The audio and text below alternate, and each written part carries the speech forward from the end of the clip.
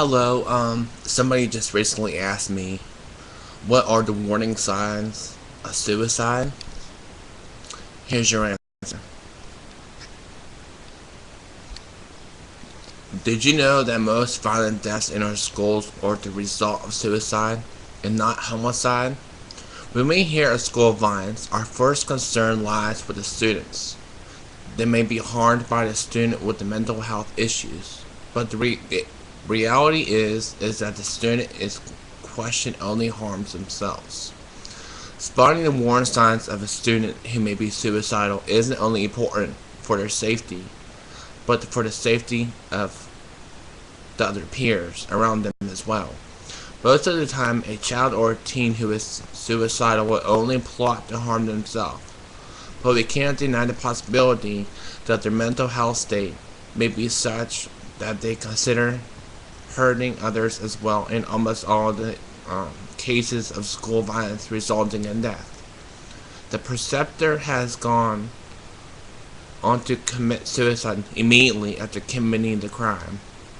It's speculated that these students harm others in hopes that the police will kill them quickly so they don't have to do it themselves. By alerting the various suicide warning signs, you may be able to help a child before it's too late.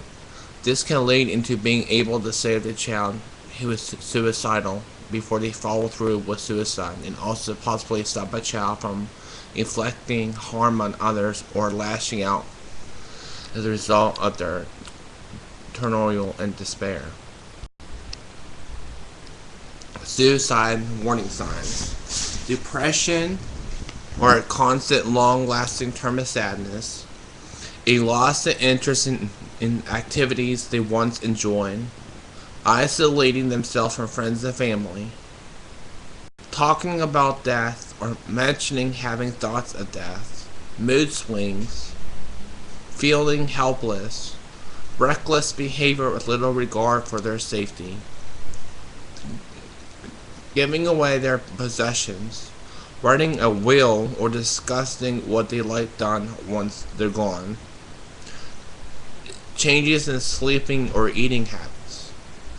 If someone you know is showing any of these warning signs, then you need to do something to help them. You can begin by trying to talk to them unless you feel they may harm you or the situation is beyond your control. Tell someone what's going on, such as a parent, teacher, or a crisis counselor, or maybe even call a suicide hotline. Try not to leave them alone. If you feel they are in immediate danger of harming themselves, and keep them within view until someone arrives to help. You need to remember that someone who shows one or two of these signs may not be suicidal but rather just having a bad day. You need to be alarmed of all cases. Have a few of these signs or have all threatened suicide, as any threat of this nature needs to be taken seriously.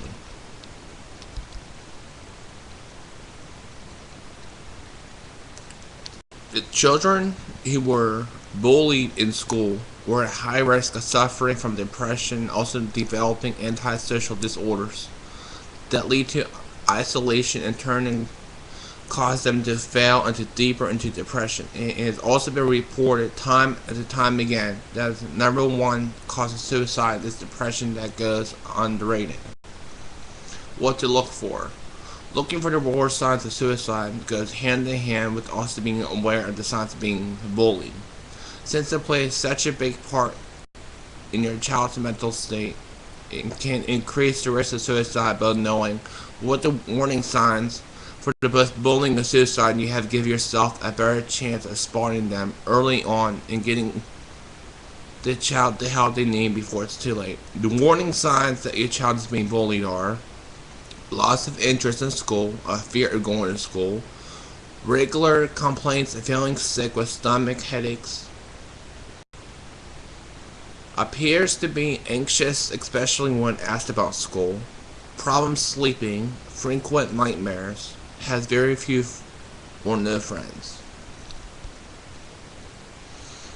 Antisocial behavior, comes home from school with unexplained bruises or scrapes, is missing money or belongings.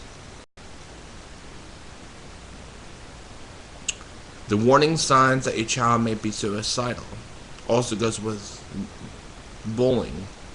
Lots of interest in the things they used to enjoy, appears to feel hopeless, a sad mood that lasts more than a day, sleeping too much or too little, changes in their eating habits, writing about death and dying, talking about death, mentioning suicide even in passing. As a parent and teacher, you are in position of being able to spot changes in behavior that could indicate a serious problem. Talking to a child that appears to be distressed is one of the best things that you can do. Your approach should be kind and caring, sympathetic and non-judgmental. If they mention problems with bullying, show them that you understand that they are not alone by sharing stories about when you were bullied in school. Remind them that they're not alone and enforce them that they're not at fault. For the bullying, and the bullies often say or do many things out of jealousy.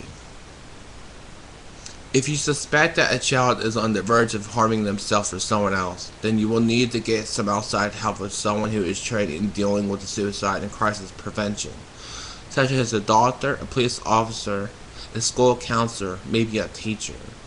It may seem a little extreme or harsh, but suicide is a very serious matter, and you don't want to waste any time in getting the help the adolescent or the child may need.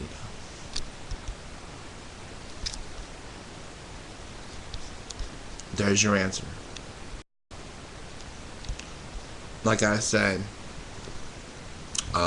if you have voices, I want them heard. If you want to be part of my team, let me know.